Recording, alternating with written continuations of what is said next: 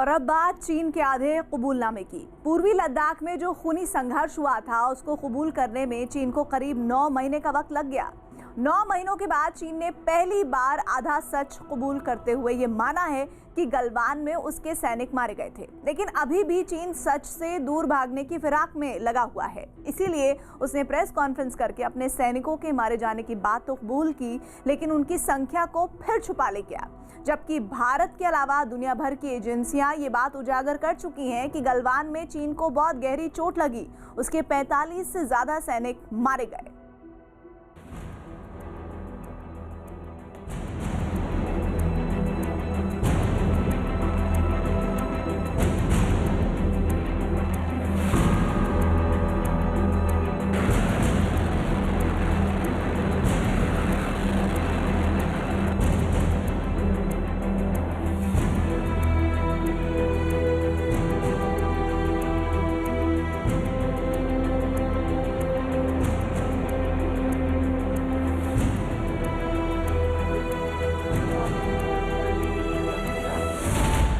गलवान में चीन हुआ था चित।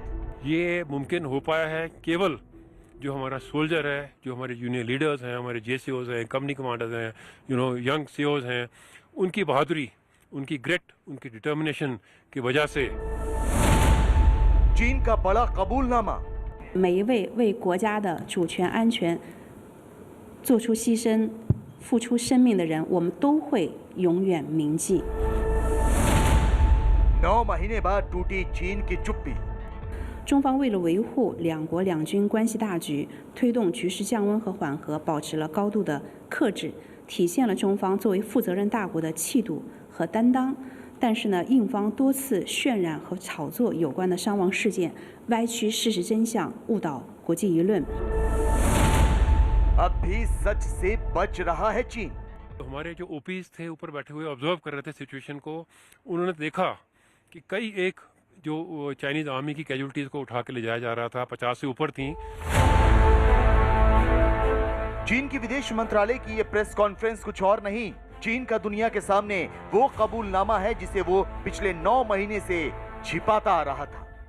每一位为国家的主权安全做出牺牲、付出生命的人，我们都会永远铭记。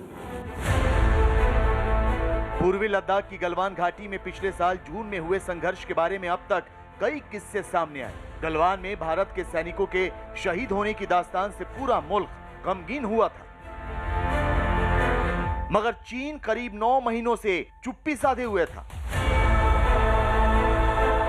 और हिंदुस्तान के दावे से इनकार करता रहा, जिसमें यह बात कही जा रही थी कि भारतीय सेना ने चीन को गहरी और करारी चोट दी है।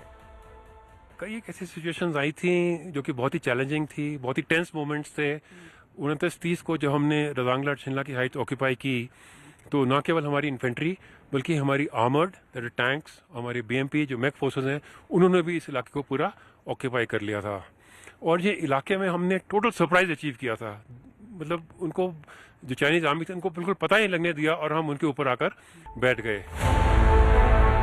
लेकिन चीन के भीतर चीन की सेना के मारे गए सैनिकों के परिवार वालों ने हल्ला मचाना शुरू किया और दुनिया भर की तमाम एजेंसियों ने चीन के झूठ को बेनकाब करना शुरू किया। तो आखिरकार शी जिनपिंग को शर्म आ ही गई, लेकिन गुरूर ऐसा कि अब भी पूरा सच कबूल नहीं किया। 中方为了维护两国两军关系大局，推动局势降温和缓和，保持了高度的克制，体现了中方作为负责任大国的气度和担当。但是呢，印方多次渲染和炒作有关的伤亡事件，歪曲事实真相，误导国际舆论。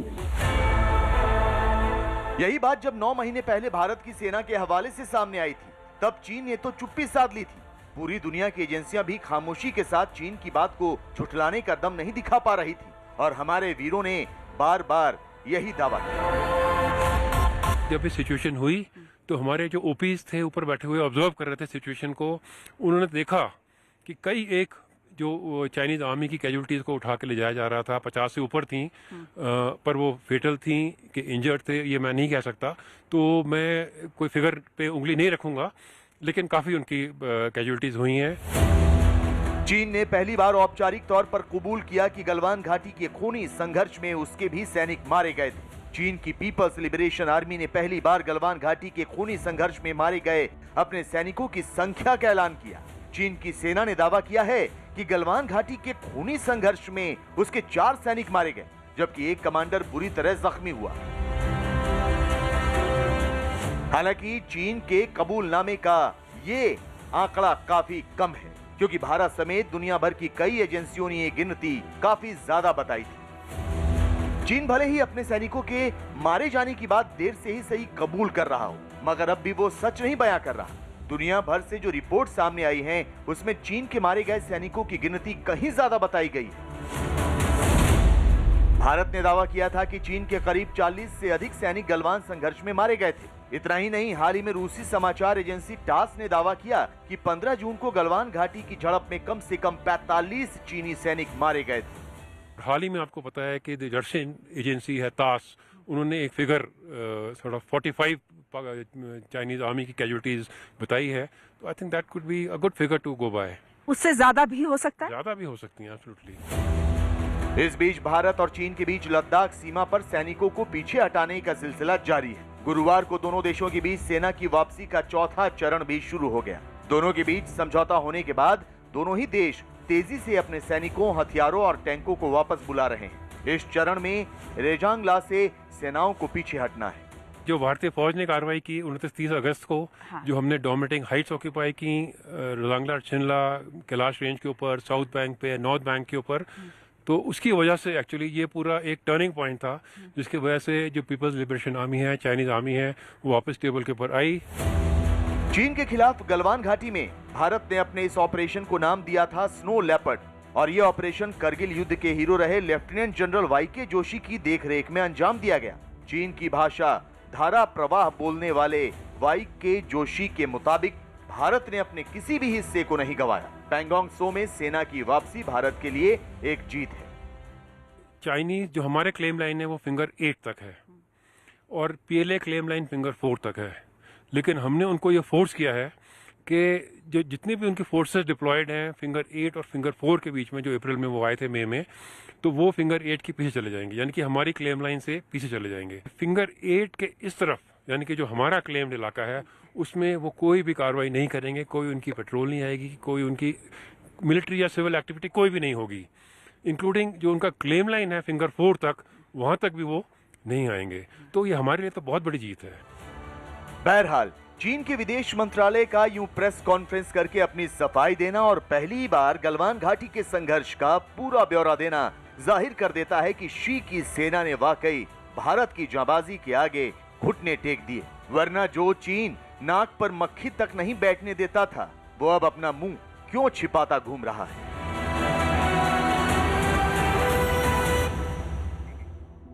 चीन और पाकिस्तान की कारगुजारियों को देखते हुए भारत ने मजबूत रक्षा कवच तैयार करना शुरू कर दिया है। भारत न सिर्फ अमेरिका के साथ युद्ध अभ्यास कर रहा है, बल्कि अमेरिका से ऐसे घातक हथियार भी ले रहा है जिससे बीजिंग और इस्लामाबाद तक सनसनी मची हुई है। बीकानेर से हमारे रिपोर्टर संदीप बोल की एक्सक्लूसिव रिपोर्ट देखिए, जो भारत और अमेरिका की दोस्ती के साथ दोनों देशों के शक्ति का जबरदस्त सबूत पेश कर रही है।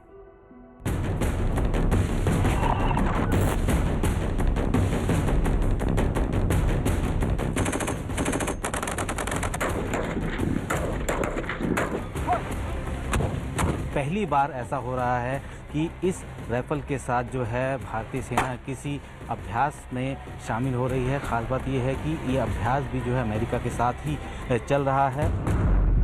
भारत की बंदूक से बीजिंग में सनसनी।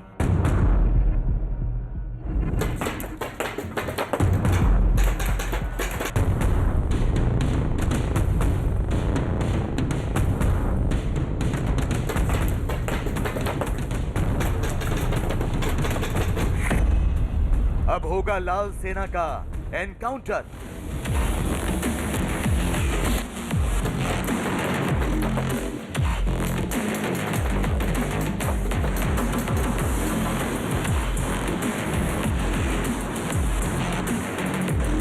एक तरफ पाकिस्तान है तो दूसरी तरफ चीन, और उसी के चलते भारतीय सेना ने अपने सैनिकों की ताकत को बढ़ाने के लिए, उनकी मारक क्षमता को बढ़ाने के लिए एक ऐसा वेपन लिया है जिसका नाम है सिक्सॉर। आप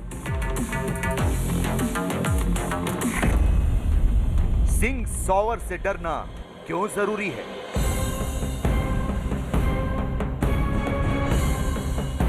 पैंगोंग से पीछे हटती चीन की लाल सेना कभी भी धोखा दे सकती है। चीन की सेना कभी भी संवाद का रास्ता छोड़ सीमा पर संग्राम छेड़ सकती है। ऐसे में भारतीय सेना के लिए सावधान रहना जरूरी हो जाता है। बॉर्डर पर चीन की चालबाजियों के खिलाफ रणनीतिक तैयारियों को अमली जामा पहनाना जरूरी हो जाता है।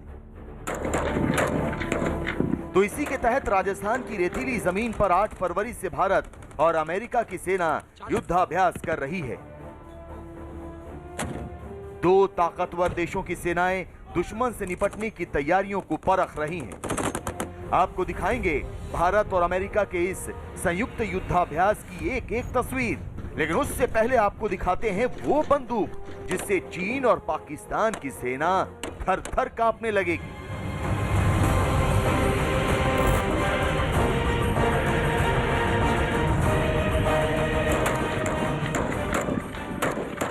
इस राइफल से ताबड़तोड़ निकलती गोलियों का शोर बीजिंग और इस्लामाबाद तक सुनाई दे रहा है।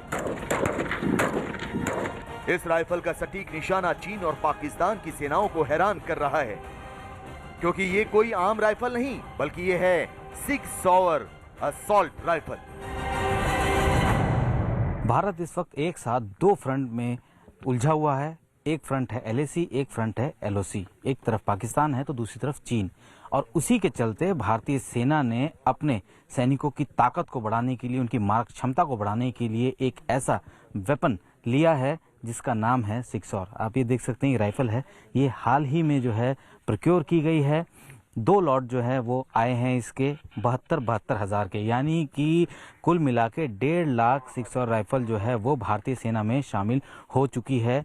LAC पर जिस तरीके से भारतीय सेना लगातार डटी हुई है, इन्हीं वेपन के जरिए जो है वो वहाँ पे इस वक्त तैनात है। LOC पे भी जो है फॉरवर्ड पोस्ट पे इन वेपन्स को दिया गया है। पूर्वी लद्दाख में LAC पर भारत चीन तनाव के बीच रक्षा मंत्रालय ने भारतीय सेना के लिए 72,000 अमेरिकी सिक्स सॉवर असॉल्ट राइफल की खरीद को मंजूरी दी थी। रक्षा अधिग्रहण काउंसिल यानी DAC की मीटिंग में सिक्स सॉवर राइफल के लिए 780 करोड़ रुपए दिए गए थे। तो भारत ने अमेरिका से फास्ट ट्रैक प्रोक्योरमेंट के तहत यह असॉल्ट राइफल ली है। अब सिक्स सॉवर राइफल का परीक्षण किया जा रहा है। बीकानेर के महाजन फायरफील्ड रेंज में भारतीय सेना अमेरिकी सेना के साथ चल रहे युद्धाभ्यास में इन बंदूकों की मारक क्षमता को परख रही है। इस नई असॉल्ट राइफल का निशाना कितना सटीक है, इसकी जांच कर रही है। हाल ही में भारतीय सेना ने अपने सैनिकों की ताकत को बढ़ाने के लिए अत्याधुनिक गन्स जो है वो ली है, और इस वक्त आप देख सकते हैं कि सोल्जर जिस गन को लेकर इस वक्त एम लगा के बैठे हैं, ये सिक्सॉर राइफल है। ये राइफल जो है भारत ने अमेरिका से ली है। इसकी खास बात यह है कि ये वजन में हल्की है और इसकी जो एक्यूरेसी है वो बहुत शानदार है। ये पहली बार ऐसा हो रहा है कि इस राइफल के साथ जो है भारतीय सेना किसी अभ्यास में शामिल हो रही है। खास बात यह है कि ये अभ्यास भी जो है अमेरिका के साथ ही चल रहा है, और अमेरिकन गन है ये। 30 राउंड्स इसे जो है इसमें आते हैं, और इसकी मारक क्षमता, इसकी सटीकता की वजह से ये दुनिया के सबसे लीथल वेपन में भी शामिल होता है। फिलहाल भारतीय सेना ने 72,000 गन्स पहले राउंड में मंगवा चुके हैं और दूसरा ऑर्डर जा चुका है, यानी कि 1.5 लाख गन जो है भारतीय सेना में इस वक्त पहुंच जाएगी। और यकीन मानिए LAC से लेकर LOC पर इन्हीं गन के साथ भारतीय सेना लगातार डटी हुई है। सिक्स सॉवर राइफल कितना खतरनाक हथियार है, इसका अंदाजा आप इसी से लगा सकते हैं कि पानी में, कीचड़ में, रेत में और बर्फ में भी ये राइफल खामोश नहीं होती, बल्कि रफ्तार के साथ इससे निकलती गोलियां दुश्मन का सीना छलनी कर सकती हैं। तो इसकी कुछ खूबियां और हैं जो इस राइफल को दूसरों से अलग करती हैं। सिक्स सॉवर राइफल वजन में हल्की होती है। ये 400 मीटर यानी करीब आधा किलोमीटर तक निशाना लगा सकती है। इसका निशाना बेहद सटीक माना जाता है क्योंकि इसमें व्यू फाइंडर जैसी चीजें लगी होती हैं। 6 और राइफल विपरीत परिस्थितियों में भी काम करती है। 6 और एक अमेरिकन हथियार है। ये 7.62 mm का हथियार है। इसकी खासियत ये है कि ये काफ़ी लॉन्ग रेंज है इसकी और इसमें रुकावटें बहुत कम पड़ती हैं। ये मॉडर्न टेक्नोलॉजी का है और ये हल्का हथियार है। इसके अंदर पिकेटनी रेल है जिसके ऊपर टेलीस्कोपिक साइट, नाइट साइट और ये सारे आले लग जाते हैं जिससे इसको पूरी डे एंड नाइट कैपेबिलिटी मिलती है। एक सैनिक को शिस्त लेने में, एम लेने में और इसको चलाने में बहुत आसानी है। इसलिए ये एक बहुत बेहतरीन हथियार है। बहुत इम्पोर्टेंट चीज़ है कि अब ये इंडियन आर्मी को भी इशू हो रहा है, specially for line of control and line of actual control. 6 और आधुनिक असॉल्ट राइफल है। इन्हें पहले काउंटर टेररिज्म ऑपरेशन वाले इलाकों में इस्तेमाल करने के लिए लिया गया था, लेकिन अब LAC और LOC पर तैनात सैनिकों के पास भी असॉल्ट राइफल है। आपको बता दें कि ये असॉल्ट राइफल मौजूदा इंसास और AK-47 राइफल की जगह लेंगी। हमें एक बहुत ज़रूरत थी एक राइफल की, हाई क्वालिटी राइफल की, तो वो हमको 6 और में दिखती है और ये लाइन ऑफ कंट्रोल और लाइन ऑफ एक्चुअल कंट्रोल के ऊपर डिप्लॉय होगी क्योंकि ये बंकर्स में से फाइटिंग के लिए बहुत आला दर्जे की है क्योंकि इसकी रेंज बहुत अच्छी है। इसमें नाइट विजन कैपेबिलिटी है, नाइट फायरिंग कैपेबिलिटी है, इसकी एक्यूरेसी अच्छी है, रेंज अच्छी है। तो ये सारी चीजें मिला के देखा जाए तो ये weapon system line of control और लाइन ऑफ एक्चुअल कंट्रोल के लिए बहुत बेहतर है, जहां पे हम दुश्मन के सामने आंख में आंख डालकर बैठे हुए हैं। ऐसे हालात में ये बहुत ही जदीद तरीन हथियार है। जाहिर है अमेरिका से 6 और राइफल हासिल कर भारतीय सेना अपनी ताकत में इजाफा कर रही है, तो वहीं चीन से निपटने के लिए भारतीय सेना अमेरिकी फौज के साथ युद्धाभ्यास भी कर रही है। गौर से देखिए ये 6 तस्वीरें। आप देख सकते हैं किस तरह भारत और अमेरिका के सैनिक दुश्मन पर निशाना साध रहे हैं। राइफल से दुश्मन पर प्रहार किया जा रहा है। यही नहीं, आतंकी ठिकाने तबाह करने का मिशन भी अंजाम दिया जा रहा है। इसके अलावा अमेरिकी सैनिक भारतीय सेना के इस्तेमाल में लाए जाने वाले गोले दाग रहे हैं। ऑपरेशन अलर्ट के तहत संदिग्धों की तलाश की जा रही है, जिसमें डॉग स्क्वाड भी शामिल है। जंगल में दोनों देशों के जवान मोर्चा संभाले हुए हैं तो एक साथ लंच भी कर रहे हैं। भारत और अमेरिका पिछले कई सालों से आतंकवाद की चुनौती का सामना कर रहे हैं। भारत जो है वो जम्मू कश्मीर में आतंकवाद को साफ करने पे लगा हुआ है, तो वहीं दूसरी तरफ अमेरिका अफगानिस्तान और इराक में इस तरीके का ऑपरेशन कर चुका है। अब भारत और अमेरिका एक साथ लगातार अपने जो जानकारियां हैं वो साझा कर रहे हैं, रणनीतिक जानकारियां, रणनीतिक चीज़ें जो हैं वो साझा कर रहे हैं। इस वक्त जो है हम लोग महाजन रेंज में है और यहाँ पे युद्धाभ्यास का 16वां संस्करण जारी है और आप देख सकते हैं कि भारतीय सेना और अमेरिकन सेना ये दोनों जो है इस वक्त एक सेमी अर्बन एरिया में एक ऑपरेशन को अंजाम दे रहे हैं। न्यूज़ 18 भारत पाकिस्तान सीमा से 100 किलोमीटर दूर महाजन फील्ड फायरिंग रेंज पर पहुंचा, जहां व्हीकल आईडी के खतरे से निपटने की तैयारी करते भारत और अमेरिका के जवान मौजूद नजर आए। तो आपको बता दें कि इस युद्धाभ्यास में भारतीय सेना की 2 बटालियन और अमेरिका की तरफ से 12 स्ट्राइकर ब्रिगेड कॉम्बैट टीम के 270 जवान और ऑफिसर शिरकत कर रहे हैं। कि हमारे सबके चैलेंजेस डिफरेंट हैं। अमेरिका के चैलेंजेस डिफरेंट हैं, इंडिया के डिफरेंट हैं। तो इस बार जब हमने इकट्ठे काम किया तो हमने इंटर ऑपरेबिलिटी पे काम किया।